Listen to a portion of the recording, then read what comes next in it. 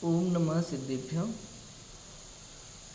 नमो अरिहन्ताणं नमो सिद्धाणं नमो आयर्याणं नमो उवज्झायाणं नमो लोई सव्यसाहुणं।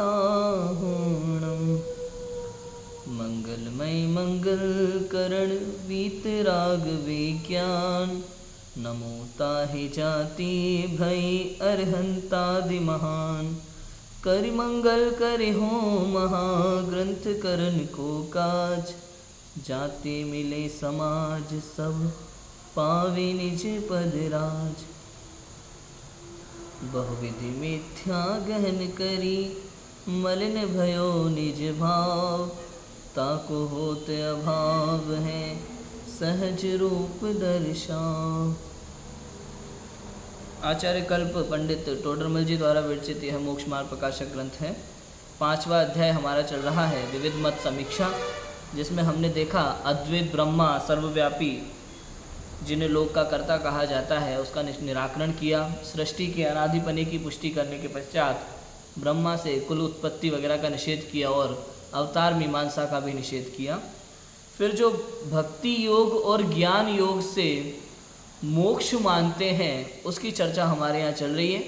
हमने भक्ति योग से मुक्ति का निषेध किया था लास्ट टाइम कि 2 प्रकार की भक्ति उन्होंने कही, एक तो निर्गुण भक्ति और एक सगुण भक्ति। निराकार परमात्मा उनकी निर्गुण भक्ति है और सगुण भक्ति में कोई आकार करके मूर्ति बना करके भोग लगा करके नाच गाना करके अंध भक्ति जैसी करते हैं कि भाई यदि भगवान तुम्हारे क्षुधा तृषा आदि से रहित हैं तो फिर ये भोग किस लिए, किसके लिए। और दूसरी बात, यदि उन्हें भूख इत्यादि लगती है तो दुखी कहलाए। समझ में आया कि नहीं आया। क्षुधा तृषा आदि से पीड़ित हैं तो दुखी हैं हमारी आपकी तरह। फिर उनमें और हमें क्या अंतर है। और जो क्षुधा तृषा आदि से रहित हैं उनके लिए ये भोग किस लिए, खुद ही चढ़ाए जा रहे हो, खुद ही ले लेते हैं बाद में। समझ में आया कि नहीं आया। भगवान को चढ़ाया बाद में ले लिया। अपने यहाँ भी राजू भाई अपन दूसरे मत की बात कर रहे हैं। यहाँ अन्य विविध मत समीक्षा प्रकरण चल रहा है हमारा, हम तो अपने को देख के चलते हैं। हमारे यहाँ भी कितना कुछ आ गया ऐसा जैन धर्म में भक्ति के नाम पर जो मन में आया करने लगते हैं भगवान के साथ। भाई भगवान की प्रतिमा है ना, अब प्रतिमा है तो समझते भाई प्रतिमा है, साक्षात तो है नहीं। तो हमारी अब मन मर्जी है, जो मन में आया करेंगे। जितना मन में आया भर भर के पानी डालो, जितना मन में आया भर भर के दूध चढ़ाओ, दही चढ़ाओ, चंदन चढ़ाओ, हल्दी चढ़ाओ और जो मन में आया कर लेते हैं साथ में। अशुद्ध वस्त्र पहन के छू लेते हैं। हमारे यहाँ ये सब सर्वथा निषेध है। इसमें अपन जो महाराज जी को आहार वगैरह देते हैं, कई जगह तो सुना है मैंने कि वो महाराज जी से जो बचा लेते हैं वो लेना चाहिए, ग्रहण करना चाहिए। जैसे अन्न में जो प्रसाद के रूप में ग्रहण करते हैं, अपने इसमें वैसा नहीं लेते। महाराज जी को ले लिया, उनके निमित्त से बना। गलत है, गलत है, ये सब गलत है, टोटल गलत है। ये भक्ति नहीं है, ये भक्ति का अतिरेक है। ये मिथ्यात्व, एक तरह से ग्रहित मिथ्यात्व है। भक्ति का अतिरेक बोलते हैं अपन। यहाँ नहीं देखते। अभी मैं आपको कहूँ प्रक्षाल होता है, अपने अभिषेक होता है ना, प्रक्षाल होता है। यहाँ प्रक्षाल करने वाले सब धोती दुपट्टा पहन के शुद्ध वस्त्र में होते हैं। जैसे ही वहाँ अभिषेक प्रक्षाल खत्म हुआ, लेडीजें बिल्कुल लाइन लगा के खड़ी, बिल्कुल खड़ी हो जाती। गंधोदक चाहिए उनको तुरंत की तुरंत, एकदम तुरंत गंधोदक चाहिए होता है उनको। जैसे मान लो अभी 10 मिनट बाद वो अपवित्र हो जाएगा, उसके बाद उसकी वो पावर खत्म हो जाएगी, उनको ऐसा लगता है। मतलब ये नहीं कि अभी वो अभिषेक उसमें डालने वाले हैं, कटोरे में जल और गंधोदक का कटोरा रखा है उसमें डालेंगे, हम बाद में आराम से ले सकते हैं 15 मिनट 20 मिनट बाद जब वो चले जाएंगे यहाँ से। तब नहीं, बिल्कुल नहीं। वो बिल्कुल जैसे अभिषेक बाद गंधोदक दे दो, अरे 10 मिनट बाद क्या उसकी पावर खत्म हो जाएगी, अपवित्र हो जाएगा, क्या हो जाएगा। नहीं, चढ़ जाते हैं उसके ऊपर। फिर भले प्रतिमा गिर जाए उसका भी उनको नहीं रहता। वो अभिषेक प्रक्षाल करने वाले जो पुरुष हैं उनके वस्त्र वो अशुद्ध हो जाते हैं, उनको छुप जाते हैं इनसे, लेकिन इनको कोई समझ में नहीं आती बात। समझ में आ रहा है कि नहीं आ रहा, बात ही समझ में नहीं आती। और देखो आप, मतलब कई लोग ऐसा मानने लगे आजकल भाई क्रिया में तो धर्म है नहीं। तो चाहे जैसे मुंह उठा करके और वो धोती दुपट्टे होते हैं ना, हमारे यहाँ अजबई नियम है, अखंड वस्त्र, एक अखंड वस्त्र पहन करके ही भगवान का प्रक्षाल करना चाहिए, बिना सिला हुआ। नियम तो ये है वास्तव में। और उसके बाद भी लोग क्या करते हैं, धोती दुपट्टे उठाएंगे बिस्तर से, चाहे जैसे कपड़े से छू लेंगे और पहन करके मंदिर में प्रक्षाल कर लेते हैं। बहुत बड़ी गलती है। नियम है, हमेशा नियम है, यदि आपको प्रक्षाल करना है तो रात्रि के समय में ही, मतलब पहले से ही किसी ऐसी जगह पे पूर्ण रूप से गीला, पूरा गीला करके शुद्ध छने पानी में उसको सुखा दिया। समझ में आया? उसके बाद कोई उसको छुए ना, धोती दुपट्टे को कोई भी टच ना करे, सामान्य वस्त्रों से टच नहीं करना उनको। जब आप नहा लेंगे, नहाने के बाद एक गीली टॉवल पहन करके, पूरी गीली, जरा सी भी सूखी ना रहे, उस पूरी गीली टॉवल को पहन करके आप उन धोती दुपट्टों को उठा करके पहन करके मंदिर में जाएंगे।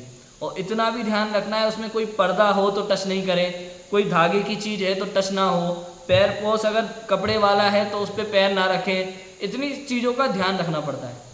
हाथ में कलावा ना हो, गले में धागे की कोई चीज़ ना हो, वो जलेऊ वगैरह ना हो, क्योंकि ये सब अशुद्ध होता है। आप सोचो ना, आप ये सब चीज़ें, कलावा वगैरह हैं, गले की धागे की चीज़ें, सब पहन करके आप फ्रेश होने भी जाते हैं, सूसू करने जाते हैं, खाना खाते हैं इनको पहन करके, तो इनको पहन करके आप प्रक्षाल नहीं कर सकते, जिनेंद्र प्रतिमा को नहीं छू सकते। समझ में आया कि नहीं आया? आपको उतार देना चाहिए प्रक्षाल से पहले। नियम है, ऐसे नहीं चाहे जैसे कर लो, जो मन में आए कर लो। हमारे यहाँ शुद्धता बहुत ज़रूरी है। कुछ लोगों को लगता है नहीं ये तो क्रियाएं हैं भाई, क्रिया से धर्म थोड़ी होता है, आत्मा शुद्ध है, शरीर तो कितना ही कर लो शुद्ध होता नहीं है। अरे भाई साहब बात वो नहीं है, आत्मा तो शुद्ध है, हमें भी पता है। फिर तो तुम्हारे यहाँ सब कुछ माना जाएगा, फिर तो रजस्वला स्त्री के द्वारा भी प्रक्षाल माना जाएगा, लेकिन ऐसा नहीं है। समझ में आया कि नहीं आया? अशुद्धता तो अशुद्धता है, आप नहीं कर सकते, ऐसा है। लेकिन लोगों को समझ में नहीं आता। अभी ऐसे बहुत सारे लोग हैं जिनको प्रक्षाल पूजन तो करते हैं, लेकिन विधि नहीं पता, सही जानकारी नहीं है उनकी, बस करे जा रहे हैं। भाई हमारे मंदिर में तो चलता है ये, और कहीं हमारे मंदिर में तो चलता है, सही गलत का विवेक नहीं करना चाहते। मैं राघवगढ़ गया था सेकंड ईयर में विधान कराने के लिए। वहाँ मुझे मंदिर में पहली बार कलावा उतरवाया गया हाथ से। तब तक मैं भी नहीं समझता था, मैंने भी नहीं सोचा था, मैंने उतार करके रख दिया। पूछा था तो उन्होंने मुझे बताई थी बातें, सही लगी तो मान ली, सही लगी तो मान ली। अब कोई व्यक्ति को समझा रहा है, अगर ठीक लगे तो स्वीकार करना चाहिए। ऐसा नहीं आपके यहाँ नहीं चलता हो, हमारे यहाँ तो सब चलता है, हम तो करेंगे, ऐसा नहीं। सामने वाले के यहाँ चलता है, हमारे यहाँ चलता है, ये क्या बात हुई? यदि बात सही है तो स्वीकार करना ही चाहिए। मैंने बचपन में देखा है, हमारे यहाँ क्या होता है, श्योपुर में जब कोई दिगंबर मुनिराज का आहार भी होता है ना, तो उसके लिए जो धोती दुपट्टे पहन करके मुनिराज को आहार दिया जाता है, उसको दोबारा जिनेंद्र प्रक्षाल में अभिषेक में प्रयोग नहीं किया जाता, वो अलग ही रहते हैं। मुनिराज को आहार देने वाले धोती दुपट्टे अलग एक हॉल में हैं, और जो प्रक्षाल करने वाले धोती दुपट्टे अलग एक हॉल में है। यदि किसी बच्चे ने, जैसे मेरे साथ ये हुआ था बचपन में, मुझे किसी ने बताया तब मुझे पता चला कि मेरे साथ हुआ था। मैं प्रक्षाल वाले जो धोती दुपट्टे थे डेली करता था, वही पहन करके चला गया आहार देने उस समय, और मैं वापस वहीं जा करके उतारने गया तो उन्होंने मुझे टोक दिया, किसी ने देखा तो, कि अरे तुम आहार दे के आए हो ना इनको पहन के। नहीं, अब ये ऊपर जाके उतार के आओ उधर में, ये वाले दोबारा प्रक्षाल में प्रयोग नहीं होंगे, धोने के बाद भी नहीं होंगे। कोई नहीं, अब तो धुल गए ना, नहीं चलेगा, क्योंकि सखरा मानते हैं उसको अपने यहाँ। ये बहुत विवेक रखना पड़ता है इन सब चीज़ों का। अभी कुछ लोग तो ऐसे हैं, अंडरवियर बनियान पहन करके डेली पहन रहे हैं, उन्हीं को पहन करके वो प्रक्षाल भी कर लेते हैं। बहुत ही गलत है। शुद्धता अशुद्धता का कोई विवेक नहीं बचा लोगों में। क्या कहोगे आप? समझ में आया कि नहीं आया? बहुत जगह ऐसा होता है। तो इसलिए इन बातों का ध्यान रखें। किन बातों का ध्यान रखें? कि एकदम शुद्ध धोती दुपट्टे पहन करके ही जिनेंद्र प्रतिमा का स्पर्श करें। धागे की कोई भी चीज़ तन पे नहीं हो, ना कलावा, ना गले का, ना जलेऊ वगैरह। और जो रात्रि में धोती दुपट्टे कहीं सुखाए हैं ऐसी जगह पे जहाँ कोई उनको स्पर्श ना करे, तब अगले दिन आप या तो स्वयं नहा करके पूरे गीले बॉडी से उसको स्पर्श करके उसको पहने, या फिर एक टॉवल से पोंछ करके, टॉवल भी पूरा गीला होना चाहिए, और उसी को, उस गीले टॉवल को पहन करके ही आप उन धोती दुपट्टों को स्पर्श कर सकते हैं और मंदिर में प्रक्षाल पूजन के लिए जाएंगे। और इतना भी ध्यान रखें किसी पर्दे को स्पर्श ना करें। यदि कपड़े का है, कपड़े का पैर पोस है तो उस पर पैर ना रखें। इन सब चीज़ों का ध्यान आपको रखना पड़ेगा। कोई सामान्य वस्त्र वाला व्यक्ति आपको स्पर्श ना करे।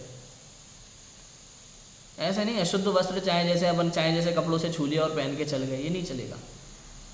समझ में आया कि नहीं आया, इसका ध्यान रखना चाहिए।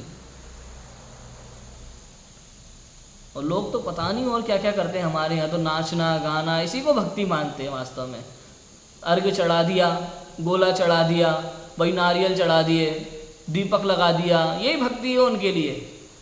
भगवान का स्वरूप पता ही नहीं है। समझ में आया कि नहीं आया, जिनेंद्र भगवान का स्वरूप पता ही नहीं है। नाच रहे, गा रहे, गोला चढ़ा रहे, नारियल चढ़ा रहे, अर्घ चढ़ा रहे, खूब कर रहे हैं। समझ में आया कि नहीं आया, लेकिन जिनेंद्र भगवान का स्वरूप पता नहीं।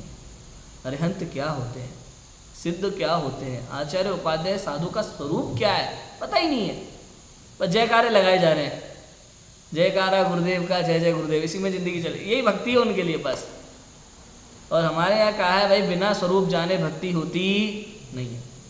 समझ में आया कि नहीं आया, जब तक भगवान का स्वरूप ही आपको ज्ञान में नहीं है तो भक्ति किसकी कर रहे हो आप, कि दूसरे ने बता दिया ये भगवान है और इसलिए भक्ति कर रहे हैं, ऐसा थोड़ी होता है। हमारे भगवान कौन है, वो पूज्य क्यों हैं, उनकी ऐसी क्या महानता है कि हम उनकी भक्ति करें, कुछ पता तो हो हमें, तो भक्ति है। समझ में आया। ऐसे यहाँ निर्गुण सगुण भक्ति से मुक्ति मानते हैं, हमारे यहाँ तो भक्ति राग है, मोक्ष नहीं है। मोक्ष तो वीतराग भाव से होता है, राग से होता नहीं। आगे बढ़े, देखो इस प्रकार दोनों प्रकार की भक्ति से मोक्ष मार्ग कहते हैं, सो उसे मिथ्या दिखाया। अब ज्ञान योग मीमांसा, ज्ञान योग की मीमांसा करेंगे। ज्ञान योग से मुक्ति मानते हैं उसकी, कि अब अन्य मत प्ररूपित ज्ञान योग से मोक्ष मार्ग का स्वरूप बताते हैं कि एक अद्वैत सर्वव्यापी परम ब्रह्म को जानना उसे ज्ञान कहते हैं। समझ में आया, एक अद्वैत सर्वव्यापी परम ब्रह्म को जानना उसे ज्ञान कहते हैं। सो उसका मिथ्यापना तो पहले ही कहा। उनका मानना ऐसा है राजू भाई कि एक अद्वैत सर्वव्यापी जगत में है और कोई नहीं है दुनिया में, एक अद्वैत, उस ब्रह्मा के अलावा दुनिया में कोई है ही कुछ नहीं है उसके अलावा। ब्रह्मा के अंदर समाये हुए, हाँ, अपन वो ब्रह्मा के अंश उसी में मिल जाने, जुड़े हुए, जुड़ाव, हमें जुड़ाव दिख नहीं रहा लेकिन है। जैसे फिल्मों में होता है ना, वो रस्सी से कूदते हैं, हमें लगता है छलांग लगा रहा है लेकिन वो पतली सी रस्सी होती है, दिखाई नहीं देती फिल्म में। ऐसा ये जुड़ाव है ब्रह्मा से हमारा, लेकिन वो दिखाई नहीं दे रहा आपको। समझ में आया कि नहीं आया, तो ऐसा मानते हैं, लेकिन ऐसा होता ना वास्तव में तो हमारी सोच अलग अलग नहीं होती। समझ में आया कि नहीं आया, एक ही है ना, ज्ञान एक ही है, तो ज्ञान एक ही है, तो एक ज्ञान से एक ही जैसा सोचा जाएगा, अलग अलग सोचा जाएगा। एक ही ज्ञान से, एक ज्ञान से एक समय में एक ही सोचा जाएगा। तो अन्य हर जीव के अलग अलग विचार हैं, इसका मतलब प्रत्येक जीव भिन्न भिन्न है, अद्वैत रहा नहीं। समझ में आया कि नहीं आया। और वो कहते हैं कि अद्वैत जानोगे तो मोक्ष मिलेगा, नहीं तो मिलेगा नहीं, ऐसा कह रहे हैं। आगे पढ़े तो इसका मिथ्यापना तो पहले ही बता दिया। तथा अपने को सर्वथा शुद्ध स्वरूप मानना, सर्वथा शुद्ध ब्रह्म स्वरूप मानना, काम क्रोधाधिक व शरीराधिक को भ्रम जानना उसे ज्ञान कहते हैं। सो ये भ्रम है। आप शुद्ध हैं तो मोक्ष का उपाय किस लिए करता है, आप शुद्ध ब्रह्मा ठहरा तब कर्तव्य क्या रहा। तथा अपने को प्रत्यक्ष काम क्रोधाधिक होते देखे जाते हैं और शरीराधिक का संयोग देखा जाता है, सो इनका अभाव होगा तब होगा, वर्तमान में इनका सद्भाव मानना भ्रम कैसे हुआ। समझ में आया। ये कहते हैं कि भाई एक शुद्ध स्वरूप आत्मा, ब्रह्म स्वरूप आत्मा, ये तो है ज्ञान। समझ में आया कि नहीं आया। बाकी जो भी काम क्रोध आदि के शरीर है ये सब है भ्रम। भ्रम मतलब समझे भाई, भ्रम मतलब ये है ही नहीं, हमारा भ्रम था, ये सब हमारा भ्रम है। नींद जैसे सपना होता है ना, सपने में बड़ी बड़ी चीजें सोचते हैं, अरे मैं बड़ी कंपनी का मालिक बन गया और ये और वो, सपने में क्या कुछ नहीं चल रहा होता है, आँख खुली तो ऐसा मानते हैं भाई शरीर काम क्रोध आदि ये सब क्या है, भ्रम है। मैं तो एक अद्वैत ब्रह्म शुद्ध आत्मा हूँ, उनसे कहते हैं भाई ऐसा है। तो फिर कर्तव्य तो कुछ रहा नहीं, क्योंकि वो तो भ्रम है, भ्रम टूटा और मोक्ष, तो ऐसा तो होता नहीं है भैया। क्योंकि प्रत्यक्ष अपने को काम क्रोध होते देखे जाते हैं, सब कुछ करता देखा जा रहा है, शरीर का संयोग, स्त्री पुत्र मकान दुकान दुनियादारी सब देखी जा रही है, तो इसको भ्रम कहा जा सकता नहीं है। और ये कहते हैं अगर इसको भ्रम जान लिया और अपने को शुद्ध माना तो मोक्ष है, तो ऐसा तो पॉसिबल है नहीं, क्योंकि ये भ्रम तो नहीं लगता भैया सब कुछ, क्योंकि ये सब कुछ प्रत्यक्ष सिद्ध है। अपन केस में तो ऐसा बोलते ना, अपने से भिन्न है, मैं तो शुद्ध गाय गाता हूँ, ये सब हाँ, पर है। लेकिन भ्रम तो नहीं मानते ना अपन, तो उसकी सत्ता मानते हैं ना, ये तो उसको भ्रम कहते हैं। समझ में आया कि नहीं आया?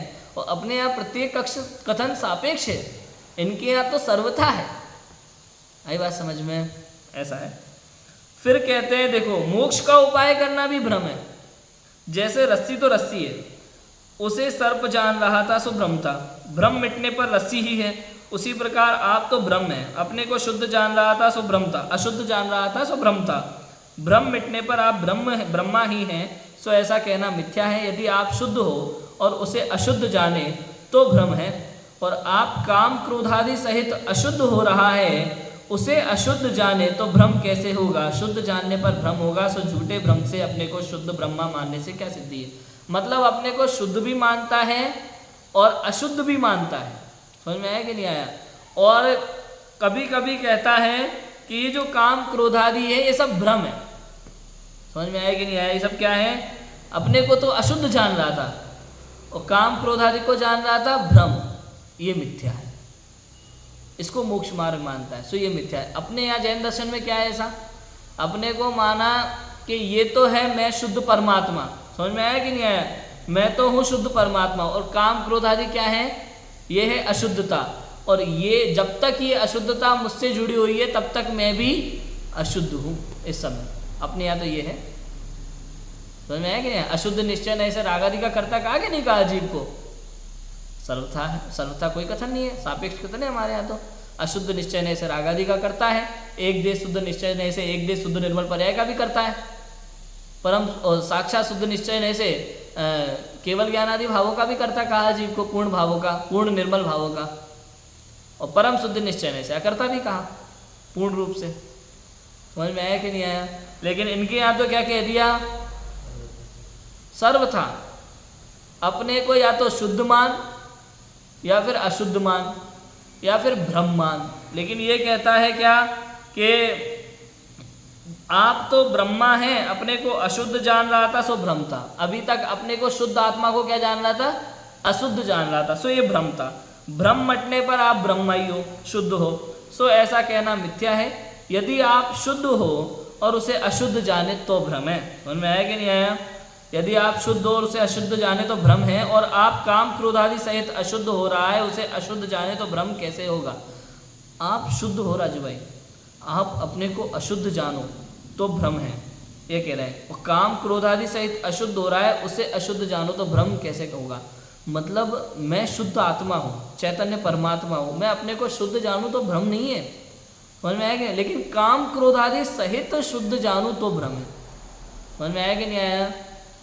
मैं वर्तमान में अभी काम क्रोधादिक रागादिक से सहित हूँ, तो ऐसा भी मानना पड़ेगा कि ये मेरे अंदर उत्पन्न होते हैं, मेरे ही विकारी भाव है। समझ में आया कि नहीं आया? लेकिन वर्तमान में भी मैं इनसे भिन्न हूँ, प्रेजेंट में ही, तो उस समय भी अपने त्रिकाल शुद्ध का अनुभव करना, वो सम्यक दर्शन है। मतलब हटाया नहीं, अपने में से उस विकारी भाव को गौण करना है, हटाना नहीं है। ये लोग क्या कर रहे हैं? उसको हटा करके भ्रम कह रहे हैं। बात समझ में आ रही है कि नहीं आ रही? काम क्रोधादि विकारी भाव क्या है? भ्रम है, और मैं अपने को अशुद्ध जान रहा हूँ। जब ये काम क्रोधादि है ही नहीं, भ्रम है, तो तू अशुद्ध कैसे हुआ? समझ में आया कि नहीं आया? लेकिन ये कह रहे हैं कि नहीं, काम क्रोधादि वगैरह तो भ्रम है, और मैं भी अशुद्ध जान रहा हूँ अपने आप को, और जिस दिन शुद्ध जान लूंगा उस दिन मोक्ष हो जाएगा। तो हम कह रहे हैं भैया कि काम क्रोधादि के कारण अशुद्ध है, इसलिए उसको अशुद्ध जान, और ये काम क्रोधादि हटने पर ये हटा और मैं शुद्ध हूँ, त्रिकाल शुद्ध, ऐसा जाने तो सम्यक दर्शन है। समझ में आया कि नहीं आया? ऐसा है। पत्थर तो पत्थर है, पत्थर में मूर्ति बनने की योग्यता है। अब या त्रिकाली देखो तो पत्थर है, और पर्याय से देखोगे तो मूर्ति है। समझ में आया कि नहीं आया? ऐसे ही पर्याय की दृष्टि से देखोगे तो रागादिक भी है, और द्रव्य दृष्टि से देखोगे तो सदा त्रिकाल शुद्ध है। आप सापेक्ष कथन है, लेकिन हमारे यहाँ इसलिए जैन दर्शन में हर कथन सापेक्ष। आप सर्वथा कहोगे समस्या खड़ी हो जाएगी। इसलिए हमारे यहाँ एकांत भी मिथ्या होता है और अनेकांत भी मिथ्या होता है, और एकांत भी सम्यक होता है और अनेकांत भी सम्यक होता है। यदि बिना अपेक्षा के आप चाहे ही लगाओ या भी लगाओ, दोनों में मिथ्या है। और सापेक्ष कथन में ही ऐसा ही है, द्रव्य अपेक्षा से नित्य ही है, एकांत है लेकिन सम्यक है। क्यों अपेक्षा लगा दी हमने? परे अपेक्षा से अनित्य ही है, एकांत सम्यक एकांत है। नहीं, नित्य ही है भैया, मिथ्या एकांत। समझ में आया कि नहीं आया? नित्य भी है और अनित्य भी है भैया, शुद्ध भी है और अशुद्ध भी है। हम तो मिथ्या एकांत, द्रव्य दृष्टि से सदा शुद्धम, पर्याय दृष्टि से अशुद्धम, सम्यक अनेकांत। समझ में आया कि नहीं आया? अपेक्षा लगाना जरूरी है, ऐसा होता है। अब देखो, अब तू कहेगा कि ये काम क्रोध आदि तो मन के धर्म है, ब्रह्मा न्यारा है, मन अलग है और ब्रह्मा शुद्ध आत्मा अलग है ना। तो तुझसे पूछते हैं, मन तेरा स्वरूप है या नहीं? यदि है तो काम क्रोध आदि भी तेरे हुए, और नहीं है तो तू ज्ञान स्वभाव है या जड़? यदि ज्ञान स्वरूप है तो तेरे तो ज्ञान मन व इंद्रिय द्वारा ही होता दिखाई देता है, इनके बिना कोई ज्ञान बतलाए सो उसे तेरा अलग स्वरूप माने सो भाषित नहीं होता। देखो, काम क्रोध आदि को अब इसने मन का धर्म कहा और कहता है ब्रह्म न्यारा है, ब्रह्मा अलग है। अब इससे पूछते हैं कि मन तेरा स्वरूप है या नहीं? ब्रह्मा, मन तेरा स्वरूप है या नहीं? कि यदि है मन, यदि तेरा ही स्वरूप है तो काम क्रोध आदि भी तेरे हुए, क्योंकि ये काम क्रोध आदि तूने मन के धर्म कहा तो ये भी तेरे ही हुए। और नहीं है तो तू ज्ञान स्वभाव है या जड़? दूसरा प्रश्न, ज्ञान स्वभाव है या जड़? यदि मन तेरा नहीं है तो, यदि ज्ञान स्वरूप है तो तेरे तो ज्ञान मन व इंद्रिय द्वारा होता ही दिखाई देता है, इनके बिना कोई ज्ञान बताए तो उसे तेरा अलग स्वरूप माने सो भाषित नहीं होता। मन इंद्रिय के द्वारा ही ज्ञान होता है ना अभी छद्मस्त जीव के। तो अब यदि ज्ञान स्वरूप है तो तेरे तो ज्ञान मन व इंद्रिय द्वारा ही होता दिखाई देता है, इनके बिना कोई ज्ञान बतलाए सो उसे तेरा अलग स्वरूप माने सो भाषित नहीं होता। इंद्रिय और मन के अलावा कोई तेरा ज्ञान स्वरूप बतलाए और वो तुझसे अलग बतलाए तो तुझे भाषित होता नहीं है। समझ में आया कि नहीं आया? मन और इंद्रिय को ज्ञान मानता है एक तरफ, तो उसी को ब्रह्मा मानता है, फिर कहता है नहीं मन अलग है और ब्रह्मा अलग है, तो दोनों ही बातें इसकी मैच होती नहीं है, ऐसा कहते हैं। और तथा मन ज्ञाने नाम की एक धातु है संस्कृत में, उससे मन शब्द उत्पन्न होता है। सो मन तो ज्ञान स्वरूप है, सो ये ज्ञान किसका है उसे बतला, परंतु अलग कोई भाषित नहीं होता। तथा यदि तू जड़ है तो ज्ञान बिना अपने स्वरूप का विचार कैसे करता है? भाई मन तेरा है कि नहीं है? तू मन को कह देता है मन न्यारा है और मैं ज्ञान स्वरूप हूँ, ठीक है, ऐसा कहता है। और मन तो ज्ञान स्वरूप है, सो ये ज्ञान किसका है उसे बतला। मन तो, अब मन को ज्ञान स्वरूप भी कहा और मन, फिर वो ज्ञान किसका है? पहले ज्ञान और मन को भिन्न भिन्न बताया, अब कहता है मन तो ज्ञान स्वरूप ही है, ठीक है। सो ये ज्ञान किसका है उसे बदला, परंतु अलग कोई भाषित नहीं होता। यदि तू जड़ है, अब ज्ञान और मन को एक कर दोगे तो फिर तुम अलग स्वरूप कहलाए। तो यदि तू जड़ मानता है अपने आप को तो ज्ञान बिना अपने स्वरूप का विचार कैसे करता है? जड़ मानेगा तो ज्ञान बिना हो जाएगा, फिर उसके अपने स्वरूप का विचार होगा नहीं, ये तो बनता नहीं है। और तू कहता है कि ब्रह्मा न्यारा है, सो वह न्यारा ब्रह्मा तू ही है और कोई है? और यदि तू ही है तो तेरे लिए मैं ब्रह्मा हूँ ऐसा मानने वाला जो ज्ञान है वह तो मन स्वरूप ही है, मन से अलग नहीं है। और अपनत्व मानना तो अपने में ही होता है, जिसे न्यारा जाने उसमें अपनत्व नहीं माना जाता। सो मन से न्यारा ब्रह्मा है, तो मन रूप ज्ञान ब्रह्मा में अपनत्व किस लिए मानता है? तथा यदि ब्रह्मा और ही है तो तू ब्रह्मा में अपनत्व किस लिए मानता है? इसलिए भ्रम छोड़कर ऐसा जान कि जिस प्रकार स्पर्श नादि इंद्रिया तो शरीर का स्वरूप है, सो जड़ है, उसके द्वारा जो जान होता है सो आत्मा का स्वरूप है। उसी प्रकार मन भी सूक्ष्म परमाणुओं का पुंज है, वह शरीर का ही अंग है, उसके द्वारा जान होता है, वो काम क्रोधादि भाव होते हैं, सो आत्मा का ही स्वरूप है। कहने का अर्थ ये है भाई, या तो तू ब्रह्मा को मान ले ज्ञान स्वरूप, या मन को ज्ञान स्वरूप मान ले, या मन को जड़ मान ले, या खुद को जड़ मान ले, लेकिन चारों में ही समस्या खड़ी हो रही है तेरे पास। तो मानना क्या चाहिए भाई तुझे? कि मानना ये चाहिए कि देख भाई, ये जो इंद्रियां है ना और मन है, ये तो शरीर का अंग है, जड़ है, समझ में आया? इनके निमित्त से ज्ञान हो रहा है छद्मस्त जीव को, समझ में आया? उसके द्वारा जान पना होता है। और काम क्रोधादिक जो भाव होते हैं वो पूरा आत्मा में ही उत्पन्न होते हैं, वो आत्मा का ही स्वरूप है, आत्मा का ही विकार रूप परिणाम है, ऐसा मानना। भाव मन के निमित्त से होते हैं। हाँ, मन के निमित्त से होते हैं। हाँ, मन का निमित्त पना माना जाता है। विकल्प आदिक होते हैं ना जो ये विकल्प, हाँ मन में, पर वो जड़ है, जड़ है, जड़ है, उत्पन्न आत्मा में ही होते हैं, निमित्त मन है। समझ में आया कि नहीं आया?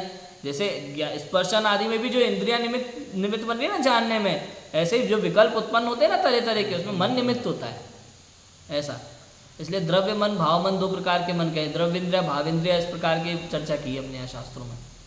ऐसा है, वह काम क्रोध आदि भाव है सो सर्वात्मा का स्वरूप है। विशेष इतना कि जानपना तो निस्वभाव है, काम क्रोध आदि औपाधिक भाव है, ऐसा मानना पड़ेगा।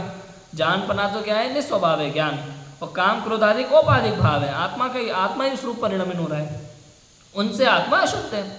जब काल पाकर काम क्रोध आदि मिटेंगे और जान पड़े कि मन इंद्रिय की अधीनता मिटेगी, तब केवल ज्ञान स्वरूप आत्मा शुद्ध होगा। ऐसा जैन दर्शन का वर्णन है। क्या वर्णन है भाई, जानपना है वो तो निस्वभाव है, काम क्रोधादि विकारी भाव है वो औपाधिक भाव है, इनके कारण ही आत्मा अशुद्ध कहा जाता है। और जब काल पकेगा तब ये काम क्रोधादि नष्ट होंगे और आत्मा सदा शुद्ध प्रकट हो जाए, ऐसा मानना पड़ेगा। इसी प्रकार बुद्धि अहंकार आदि भी जान लेना, क्योंकि मन और बुद्धि आदि के एकार्थ हैं और अहंकार आदि हैं वे काम क्रोधादि व औपाधिक भाव हैं। इनको अपने से भिन्न जानना भ्रम है। इनको अपना जानकर औपाधिक भावों का अभाव करने का उद्यम करना योग्य है, तथा जिनसे इसका अभाव ना हो सके और अपनी महत्ता चाहे, वे जीव इन्हें अपने ना ठहराकर स्वच्छंद प्रवृत्ति हैं, काम क्रोधादिक भावों को बढ़ाकर विषय सामग्रियों में व हिंसादिक कार्यों में तत्पर होते हैं। देखो भैया, ये जो मन है, बुद्धि जिसको दिमाग कहा जाता है संसार में, ये सब तो जड़ जैसा है, एकार्थवाची है। और अहंकार आदि काम क्रोध आदि हैं वो विकार है, औपाधिक भाव है, आत्मा के अंदर उत्पन्न होते हैं। अब कोई क्या कहता है कि भाई ये जो औपाधिक भाव हैं इन्हें अपना नहीं मानता जीव, ये औपाधिक भाव है ना, इन्हें अपना नहीं मानता, ये मेरे नहीं है, मैं इनसे भिन्न हूँ, ऐसा मान करके स्वच्छंद प्रवृत्ता है और इन्हीं में लग जाता है। समझ में आया कि नहीं है? जिससे इनका अभाव ना हो सके और अपनी महत्ता चाहे, वे जीव इन्हें अपना ना ठहराकर स्वच्छंद प्रवृत्ति है। तो ये काम क्रोधादि विकारी भाव मेरे तो है नहीं, मैं तो इनसे सदा भिन्न हूँ, तो ऐसा मान करके स्वच्छंद प्रवृत्ति है जो मन में आया करते हैं। काम क्रोधादि भावों को बढ़ाकर विषय सामग्रियों में हिंसादि कार्यों में प्रवृत्ते रहते हैं। कहते हैं ना, अभी जैसे किसी ने कह दिया भाई हम तो आत्मा है ना, शुद्ध आत्मा, वेद विज्ञान वाली बातें, हम तो शुद्ध आत्मा है, पर द्रव्यों से भिन्न है कि नहीं, हमारा ज्ञान तो आत्मा को ही जानने वाला है, और ऐसा ही मैं शुद्ध चैतन्य तत्व हूँ। अब रात्रि भोजन का त्याग किस लिए करना, मंदिर क्यों जाना दर्शन करने भगवान के, समझ में आया कि नहीं आया, जमी कंद क्यों छोड़ना, क्यों, ये तो पर की क्रिया है ना, जड़ की क्रिया है, और मैं तो शुद्ध आत्मा हूँ। तो ऐसा मानकर जीव क्या करता है, स्वच्छंद प्रवृत्ता है। क्यों, क्योंकि ये महाभाव जो है ना आत्मा में उत्पन्न हो रहे हैं। रात्रि भोजन त्याग नहीं हो रहा ना तुमसे, मतलब तुम्हारी गद्धता, तुम्हें पता है सूर्यास्त के बाद त्रय जीवों की उत्पत्ति हो रही है, लेकिन फिर भी तुमसे उसका त्याग नहीं हो रहा, मतलब तुम्हें आत्मा की रुचि नहीं है। अभी बहुत लोग, राजू भाई मुझसे कुछ लोग ऐसे भी कहते हैं अभी कि भैया हमें क्या है, आत्मा की रुचि लग गई है, तो आत्मा की रुचि लग गई है तो खाली रात्रि भोजन ही तो नहीं छूट रहा, समझ में आया कि नहीं आया। अभी ऐसे बहुत से लोग हैं रात्रि का भोजन त्यागे बैठे हैं, डेली मंदिर जाते हैं, बाजार की चीज़ें छोड़े बैठे, लेकिन उनकी कषाय कितनी है, स्वाध्याय नहीं करते, आत्मा को नहीं जानते। उनसे तो हम अच्छे ना, हम तो आत्मा की बात जानते हैं ना, आत्मा की बातें हमें अच्छी लगती है, वेद विज्ञान की बातें करते हैं हम तो। भैया अब स्वच्छंदता है, धर्म नहीं है, स्वच्छंदता है, समझ में आया कि नहीं आया।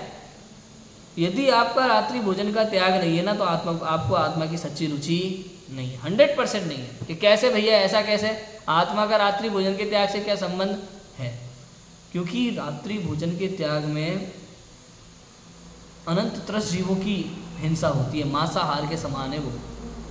और यदि तू अपने को आत्मा जानता है तो तुझे सब जीवों में आत्मा दिखाई देना चाहिए। आत्मा जानता है ना, आत्मा की रुचि है ना, तो तुझे समझ में नहीं आ रहा इनमें आत्मा है, तुझे समझ में नहीं आ रहा कि लाखों त्रस्त जीवों का घात हो रहा है यहाँ, इसका मतलब तुझे आत्मा की रुचि, तेने केवल रट्टा पढ़ाई की है, रट्टा पढ़ाई हुई, याद है ना, शिकारी आएगा, जाल बिछाएगा और दाना डालेगा, मुझे जाल में नहीं फंसना, वो तोता रटता रहता है, फिर भी दाना चुग के फंस जाता है उसमें, जाल में। ऐसे ही कुछ जीव हैं जो शास्त्र की बातों को, द्रव्यानुयोग को रट लेते हैं, मैं आत्मा हूँ, मैं ज्ञायक स्वभाव वाला हूँ, मेरा पर से कोई संबंध नहीं है, ऐसा मान करके पूरी स्वच्छंद प्रवृत्ति करते हैं। समझ में आया कि नहीं आया। मैं तो आत्मा हूँ, मंदिर जाने से क्या होगा, मैं तो आत्मा हूँ, रात्रि भोजन कर लिया तो क्या दिक्कत है, वो तो जड़ की क्रिया है, मेरे में तो कुछ गया नहीं है, आत्मा तो खाता पीता है नहीं। समझ में आया कि नहीं आया? तो ऐसा मान करके ये जीव स्वच्छंद प्रवृत्ति करता है। समझ में आया कि नहीं आया?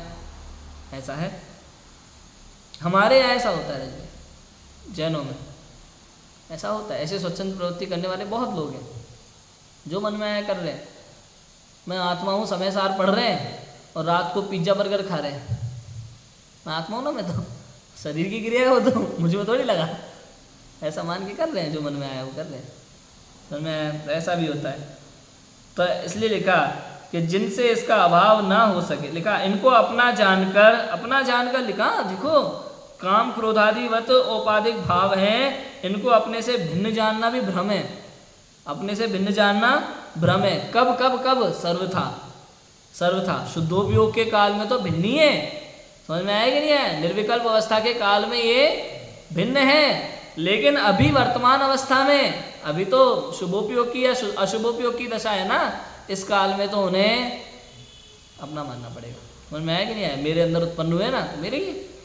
तो इनको अपना जानकर औपाधिक भावों का अभाव करने का उद्यम करना योग्य है। यदि इनको भिन्न मान लिया अभी वर्तमान में, तो अभाव किसका करेगा? फिर तेरे कर्तव्य का कुछ रहा ही नहीं।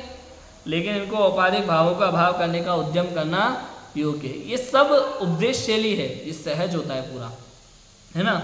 और जिनसे इसका अभाव ना हो सके, जिन जीवों से इसका अभाव नहीं हो पाता है ना, और अपनी मेहनतता चाहते हैं, वे जीव इन्हें अपने ना ठहराकर स्वच्छंद प्रवृत्ति। जिनसे त्याग नहीं हो पाता ना, वो अपने आप को महान दिखाना चाहते हैं। भाई हम तो स्वाध्याय शास्त्र स्वाध्याय जीव, बड़ी बड़ी बातें करने वाले लोग हैं, तो ये छोटे मोटे त्याग में हम नहीं फंसते, तुम लोगों के काम है। क्रियाओं में हम धर्म मानने वालों के काम है, हम इनसे थोड़ा दूर हैं, थोड़ा ऊपर उठ चुके हैं। समझ में है कि नहीं है? इन सब चीज़ों से हम थोड़ा ऊपर उठ गए हैं। तो ऐसा ठहराकर स्वच्छंद प्रवृत्ति हैं, काम क्रोधादिक भावों को बढ़ाकर विषय सामग्रियों में व हिंसादिक कार्यों में तत्पर होते हैं। ऐसा है। तथा अहंकार आदि के त्याग को भी वे अन्यथा मानते हैं। सर्व को परब्रह्म मानना, कहीं अपनत्व ना मानना, उसे अहंकार का त्याग बताते हैं। सर्व को परम ब्रह्म मानना, कहीं भी कुछ भी मेरा नहीं है ऐसा मानना, अहंकार का त्याग है।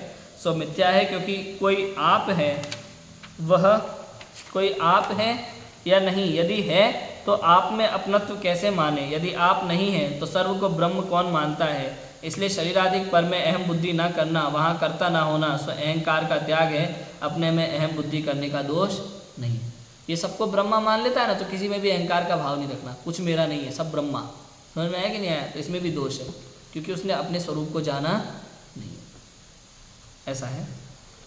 शरीर आदि में अहंकार नहीं करना, उनमें अपनी अहम बुद्धि नहीं करना, और अपनी आत्मा में तो अहम बुद्धि होना ही चाहिए, क्योंकि ये मैं। ऐसा। तथा सर्व को समान जानना, किसी में भेद नहीं करना, उसको राग द्वेष का त्याग बताते हैं, वो भी मिथ्या है। क्योंकि सर्व पदार्थ समान नहीं है, कोई चेतन है, कोई अचेतन है, कोई कैसा है, कोई कैसा है, उन्हें समान कैसे माने? सबको समान मानना मिथ्यात्व है, और जो जैसा है उसे वैसा मानना सम्यक्त्व है। समझ में आया कि नहीं आया राजू भाई? फिर से पूरी दुनिया क्या कहती है? सबको समान मानना। गड़बड़ हो जाएगी भैया। जैन दर्शन ऐसा नहीं कहता कि सब समान है। जैन दर्शन क्या कहता है कि सबको समान मानना मिथ्यात्व, और जो जैसा है उसे वैसा मानना सम्यक्त्व। ऐसा है। स्कूल में शिक्षक सब बच्चों को समान माने तो गड़बड़ होगी कि नहीं होगी? भाई कोई टॉप कर रहा है, कोई बिल्कुल घरे की तरह पढ़ रहा है, सब बच्चे समान नहीं होते उसके लिए।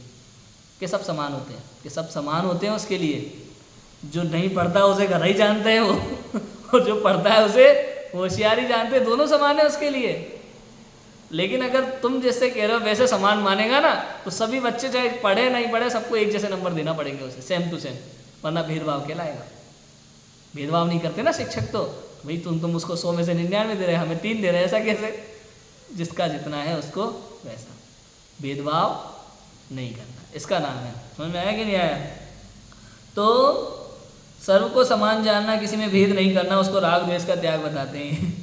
सो मिथ्या है, क्योंकि सर्व पदार्थ समान नहीं है। कोई चेतन है, कोई अचेतन है, कोई कैसा है, कोई कैसा है, उन्हें समान कैसे माने? इसलिए पर द्रव्यों को इष्ट अनिष्ट ना मानना, सो राग द्वेष का त्याग है। पदार्थों का विशेष जानने में कुछ दोष नहीं है। इष्ट अनिष्ट नहीं मानना, मेरा कुछ नहीं, मुझे किसी से कोई लेना देना नहीं है। जो जैसा है उसे वैसा ही मानना, जिसका जैसा स्वरूप है उसका वैसा स्वरूप मानना, इसका नाम ही सम्यक्त्व। इसी प्रकार अन्य मोक्ष मार्ग रूप भावों की अन्यथा कल्पना करते हैं कि ऐसी कल्पना से कुशील सेवन करते हैं, अभक्ष्य भक्षण करते हैं, वर्णादि भेद नहीं करते, हीन के लिए आचरते हैं इत्यादि विपरीत रूप प्रवर्ते हैं। जब कोई पूछे तो कहते हैं ये तो शरीर का धर्म है। हाँ, शरीर जो मैंने कहा जड़ की क्रिया है, तो जैसा भाग्य है वैसा होता है, अथवा जैसी ईश्वर की इच्छा होगी वैसा होता है, हमको कोई विकल्प नहीं करना। समझ में आया कि नहीं आया? ये भी मिथ्या, ये स्वच्छंद प्रवृत्ति है। राजू भाई, जो स्वाध्यायी जीव होता है ना, उसको विकल्प करना नहीं पड़ता, ऐसा स्वयमेव होता है। यदि आपको आज रात्रि भोजन के त्याग का विकल्प नहीं आ रहा ना, तो समझो मोक्ष मार्ग दूर है। मैं ये नहीं कह रहा कि जबरदस्ती विकल्प लाना है आपको, नहीं, लेकिन स्वाध्याय करने से सहज रूप से वो विकल्प आता ही आता है। यदि आपका मोक्ष मार्ग पास है तो, निकट है तो, और यदि दूर है तो आपके हाथ में शास्त्र भी होगा ना, तो आप स्वच्छंद प्रवृत्ति की ओर बढ़ जाओगे, क्योंकि आपका मोक्ष मार्ग दूर है। यदि आपको डेली जिन दर्शन का भाव नहीं आता ना, तो समझो आपका मोक्ष मार्ग दूर है। समझ में आया कि नहीं आया? ऐसा है। अरे दिगंबर मुनिराजों को भी वो हर क्षण क्षण में अंतर्मुख होते हैं, आत्मदर्शन करते हैं, फिर भी आप सोचो कहीं से निकल रहे हो ना वन में, रास्ते में जिन मंदिर हो तो बिना दर्शन किए नहीं जाते। आप सोचो कि नहीं अब तो आत्मदर्शन कर ले, अब जिन दर्शन से क्या फायदा? ऐसा नहीं है भैया, क्या बात कर रहे हो आप?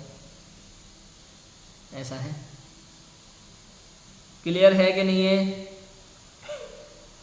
मोक्ष मार्ग रूप भावों की अन्यथा कल्पना करते हैं, ऐसी कल्पना से कुशील सेवन करते हैं, भक्ष्य भक्षण करते हैं, चाहे जो खा लेते हैं, वर्णादि भेद नहीं करते, हीन क्रिया करते हैं, विपरीत रूप प्रवर्तते हैं। जब कोई पूछे तो ये तो शरीर का धर्म है, भाई शरीर की क्रिया जड़ की क्रिया है, और मैं तो इससे भिन्न हूँ, अथवा जैसी ईश्वर की इच्छा होती है वैसा होता है, हमको कोई विकल्प सहज होता है। भैया आप समझ लेना, यदि आपको रात्रि भोजन के त्याग का विकल्प नहीं आ रहा तो आपका मोक्ष मार्ग दूर है।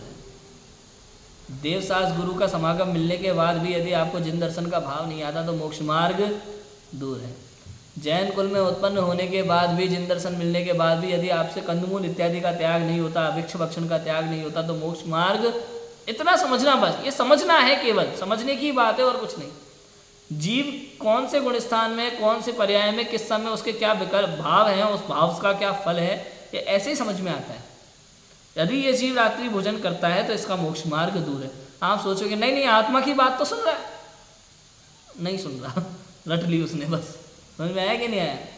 सुन ली लेकिन समझी नहीं, ऐसा है। सो देखो, झूठ आप जानकर प्रवर्तता है, उसे तो शरीर का धर्म बताता है। आप खुद जान करके गलत काम करता है, उसे शरीर की क्रिया बता देता है। स्वयं उद्यमी होकर कार्य करता है, उसे भाग्य कहता है। समझ में आएगा? स्वयं गलत काम में उद्यम करता है, उसे भाग्य कहता है। आप इच्छा से सेवन करें, उसे ईश्वर की इच्छा बताता है। पूरी इच्छा खुद की राजभाई, नाम ईश्वर का। समझ में आएगा नहीं है? जब किसी के पुत्र उत्पन्न होता है ना हॉस्पिटल में, होता खुद के है सब कुछ, लेकिन नाम भगवान की कृपा से हो गया। बताओ समझ में आएगा नहीं? पूरा आरोप भगवान के ऊपर डाल देते हैं। कोई भी गलत काम, अरे चोर भी चोरी करता है तो कहता है भगवान की कृपा से आज चोरी अच्छी हो गई। अब बताओ, भगवान ने चोरी करने में सहायता की? यहाँ तक कि रेप करने वाला भी कोई कहे अरे भगवान की इच्छा से आज अच्छी लड़की मिल गई और अच्छे से रेप हो गया, तो कैसा लगेगा सुनने में? बताओ। लोग कहते हैं कि भगवान की इच्छा से सब होता है, सवाल ही नहीं है। नहीं भैया, अच्छी अच्छी चीज़ तो भगवान की इच्छा से होती है, बुरे बुरे काम खुद करता है, ये भी पॉसिबल नहीं हो रहा। मतलब अच्छी अच्छी बातें सब भगवान की हो, बुरे बुरे काम सब तुम्हारे, ये बात तो समझ में आती नहीं है। या तो ये कहो सारे काम भगवान की इच्छा से होते हैं, या फिर कहो कि भगवान का किसी भी कार्य से कोई लेना देना नहीं, सब तुम्हारे कर्मों का खेल है। समझ में आया कि नहीं आया? आपके भाव और आपकी कर्म। विकल्प करता है और कहता है हमको तो विकल्प नहीं करना, विकल्प करता रहता है, कहता है हम विकल्पों से परे रहेंगे। सो धर्म का आश्रय लेकर विषय कसाय सेवन करना है, इसलिए ऐसी झूठी युक्ति बनाता है। यदि अपने परिणाम किंचित भी ना मिला है तो हम इसका कर्तव्य ना मान। रज में देखो, निर्विकल्प दशा के समय जिन मंदिर का विकल्प नहीं आना चाहिए, वो विकल्प राग है, उस समय वो त्यागने योग्य। बात समझ रहे हो? कौन सी चीज़ किस समय क्या करने योग्य? निर्विकल्प दशा के समय रात्रि भोजन त्याग का विकल्प नहीं चाहिए, कंदमूल त्याग का विकल्प नहीं चाहिए, छने पानी पीना ऐसा विकल्प चल रहा है कि मैं शुद्ध हूँ, मैं ज्ञायक हूँ, मैं चेतन हूँ, मैं परमात्मा हूँ, मैं ये, कोई विकल्प नहीं चाहिए। क्योंकि वो दशा कौन सी है? चैतन्यता को जानने की दशा है। लेकिन दिन भर जो सविकल्प दशा में आप घूमते हो, उस समय आपके दुनिया भर के विकल्प चल रहे हैं और आप कह रहे हो नहीं नहीं मंदिर नहीं जाएंगे, नहीं रात्रि भोजन वगैरह कुछ नहीं, ये गलत है, ये स्वच्छंद प्रवृत्ति। समझ में आया कि नहीं आया? कौन सी दशा में क्या विकल्प होते हैं ये देख लो आप। निर्विकल्प दशा में मैं शुद्ध हूँ, ये विकल्प भी त्यागने योग्य है। और सविकल्प दशा में शुभ भाव जो है ना वो आते हैं, आए बिना रहेंगे नहीं। समझ में आया कि नहीं आया? ऐसा होता है। यदि अपने परिणाम किंचित भी ना मिलाए तो हम इसका कर्तव्य न माने। जैसे आप ध्यान धरे बैठा हो, कोई अपने ऊपर वस्त्र डाल गया, वहां आप किंचित सुखी ना हुआ, वहां तो उसका कर्तव्य नहीं है, ये सच है। मुनिराजों के साथ होता है, वो अपने ध्यान में बैठे हैं, कोई वस्त्र डाल गया, उसका कोई सुख बुद्धि नहीं है उसमें, तो ये किसी और ने किया, ये मेरा कार्य नहीं। लेकिन उसने अब किया किसी और ने, लेकिन इसने उसमें सुख बुद्धि कर ली, तो यहाँ पे इसका विकल्प सही हो गया। समझ में आया कि नहीं आया? इसको उसका पाप लगेगा यदि सुख बुद्धि हो गई तो। भले किसी और ने डाला, इनने मांगा भी नहीं, लेकिन इनको अच्छा लगा ना, तो पाप का बंद हो गया। और आप वस्त्र को अंगीकार करके पहने, अपनी शीताधिक वेदना मिटाकर सुखी हो, वहाँ यदि अपना कर्तव्य नहीं माने तो कैसे संभव है? बताओ। खुद ही अपनी तरफ से सब करो और क्यों नहीं, ये तो शरीर की क्रिया है, परद्रव्य है, तो ऐसा चलेगा नहीं। कुशील सेवन करना, अभक्ष्य भक्षण करना इत्यादि कार्य तो परिणाम मिले बिना होते नहीं है, वहाँ अपना कर्तव्य कैसे ना माने? जीव के परिणाम ही है, परिणाम ही है जो होते हैं। इसलिए यदि काम क्रोधादि का भाव ही हुआ हो तो वहाँ किन्हीं क्रियाओं में प्रवृत्ति संभव ही नहीं है। और यदि काम क्रोधादि पाए जाते हैं तो जिस प्रकार ये भाव थोड़े हों तदनुसार प्रवृत्ति करना, स्वच्छंद होकर इनको बढ़ाना युक्त नहीं। देखो राजू भाई, ये विकारी परिणाम भी आते हैं, लेकिन जीव क्या करता है, इनको सहज जान करके, होते तो सहज ही हैं, उसमें उसको बढ़ाता है। समझ में आया कि नहीं आया? अच्छा मान लेता है उसको। समझ में आया कि नहीं आया? ये जो काम परिणाम है, क्रोधादि के भाव हैं, विकारी भाव हैं, जीव के आ रहे हैं, पूर्व कर्मोदय के निमित्त से जीव को उत्पन्न हो रहे हैं, आत्मा में उत्पन्न हो रहे हैं, लेकिन ये कह रहा है कि ये मुझसे भिन्न है, मेरे नहीं है, और उसको बढ़ाता है। होने दो जितने हो रहे होने, मेरे से भिन्न। वास्तविकता क्या होती है पता है? ये आ रहे हैं ना, आ रहे हैं, तो उस समय इसको त्यागने योग्य जानना। प्रति समय कैसा जानना? हे क्या है? शुभ भाव के अशुभ भाव है, दोनों में से कौन सा है? दोनों है। समझ में आया कि नहीं आया? लेकिन अब प्रवृत्ति होगी कि नहीं होगी? दिगंबर मुनिराज शास्त्र लिखते हैं, तो शास्त्र लिखने के परिणाम को उपादेय जानते हैं कि हे जानते हैं? शास्त्र लिखने के परिणाम को हे जानते हैं, लेकिन फिर भी लिखने की प्रवृत्ति होती है कि नहीं होती? ऐसे ही हमारे मन में जो भी विकारी भाव उत्पन्न हो वो उपादेय नहीं है, कैसे है? है। अब प्रवृत्ति जो होती है ना वो सहज होती है, लेकिन अपन को उस भाव में सुख बुद्धि उत्पन्न नहीं होना चाहिए। ऐसा समझ में आया कि नहीं आया? अभी ऐसा है, हे जानना शुभाशुभ दोनों भावों। तथा कई जीव पवनादि की साधना करके अपने को ज्ञानी मानते हैं। वहाँ इड़ा पिंगला सुषुम्ना रूप नासिका द्वार से पवन निकले, वहाँ वर्णादिक भेदों से पवन ही की पृथ्वी तत्वादि रूप कल्पना करते हैं। उसके विज्ञान द्वारा किंचित साधना से निमित्त का ज्ञान होता है, इसलिए जगत को इष्ट अनिष्ट बतलाते हैं, अपना महंत कहलाते हैं। सो ये तो लौकिक कार्य है, कहीं मोक्ष मार्ग नहीं है। जीवों को इष्ट अनिष्ट बदला कर उनके राग द्वेष बढ़ाए और अपने मान लोभादिक उत्पन्न करे, इसमें क्या सिद्धि है? पवन आदि को देव वगैरह मानते हैं और उनसे मोक्ष मार्ग की सिद्धि कहते हैं। प्राणायाम आदि का साधन करे, पवन को चढ़ाकर समाधि लगाई कहे, सो यह तो जिस प्रकार नट साधना द्वारा हस्तादिक से क्रिया करता है, उसी प्रकार यहाँ भी साधना द्वारा पवन आदि से क्रिया की। हस्तादिक और पवन यह तो शरीर का ही अंग है, इनके साधन से आत्महित कैसे सदेगा? लोग करते हैं ना अनुलोम विलोम, योग करना, ये सबको मोक्ष मार्ग योग मानते हैं, योग और योग से मुक्ति मानते हैं, तो इनसे मुक्ति बनती नहीं है। तो कहेगा वहाँ मन का विकल्प मिटता है, सुख उत्पन्न होता है, यम के वशीभूत बना नहीं होता, सो ये मिथ्या है। जिस प्रकार निद्रा में चेतना की प्रवृत्ति मिटती है, उसी प्रकार पवन साधने से यहाँ चेतना की प्रवृत्ति मिटती है। वहाँ मन को रोक कर रखा है, कुछ वासना तो मिटी नहीं है, इसलिए मन का विकल्प मिटा नहीं कहते। और चेतना बिना सुख कौन भोगता है, इसलिए सुख उत्पन्न हुआ नहीं कहते। इस साधना वाले तो इस क्षेत्र में हुए हैं, उनमें कोई अमर दिखाई नहीं देता, अग्नि लगाने से उसका भी मरण होता दिखाई देता है, इसलिए यम के वशीभूत नहीं है, ये झूठी कल्पना है। वो लोग समझते हैं कि मन को रोकने से ना, मन को नियंत्रित करने से मोक्ष होगा, सुख मिलेगा, ऐसा नहीं है। मन को नियंत्रित करने से कुछ नहीं होगा, स्वयं को जानने से ही मुक्ति का मार्ग खुलता है, ज्ञान से। ये लोग मन को नियंत्रित करने से, योग से मुक्ति मानते हैं। जहाँ साधना में किंचित चेतना रहे वहाँ साधना से शब्द सुने उसे अनहद नाद बतलाया। जो जिस प्रकार वीणादिक के शब्द सुनने से सुख मानना है उसी प्रकार उसके सुनने से सुख मानना। साधना आदि के शब्द होते ना, ओम ऐसे, उससे भी योग मानते हैं। वहाँ तो विषय पोषण हुआ, परमार्थ तो कुछ है नहीं।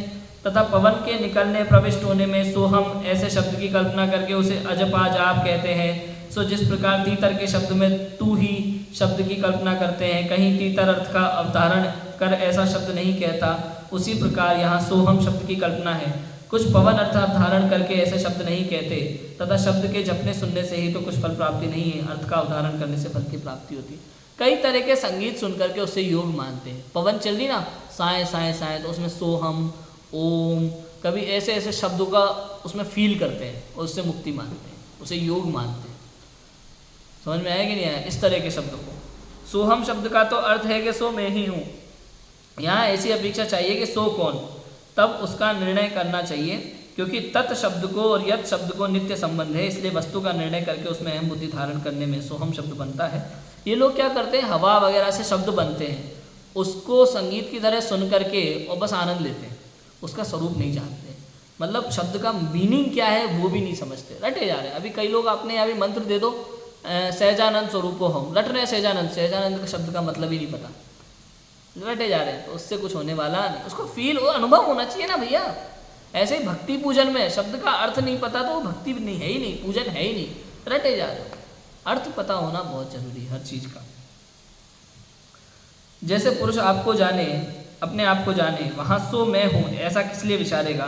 कोई अन्य जीव जो अपने को नहीं पहचानता और अपना लक्षण ना जानता हो, तब उससे कहते हैं जो ऐसा है सो मैं हूँ। उसी प्रकार यहाँ जानना, जो अपने आप को पहले से जानता है तो मैं हूँ रटेगा क्यों?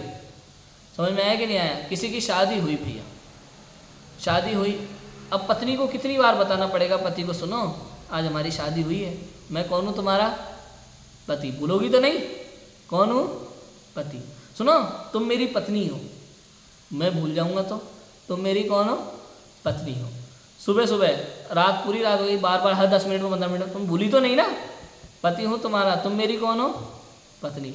आधे घंटे बाद, 1 घंटे बाद, सुबह उठते ही सबसे पहले तुम मेरी पत्नी हो, मैं तुम्हारा।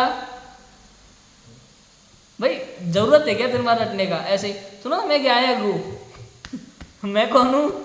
गायक। ये क्या है? पर है। अरे भाई जो जानता है उसे बार बार रटने की जरूरत नहीं, अनुभव में आना चाहिए। सुबह शाम दिन रात गायक गायक गायक की रट लगाने से गायक का अनुभव होता नहीं। इस रट से परे निर्विकल्प दशा में इस गायक का अनुभव होता है। ये गायक की रट विकल्प है, समझ में आया कि नहीं है? इससे परे निर्विकल्प दशा में उसका अनुभव होता है।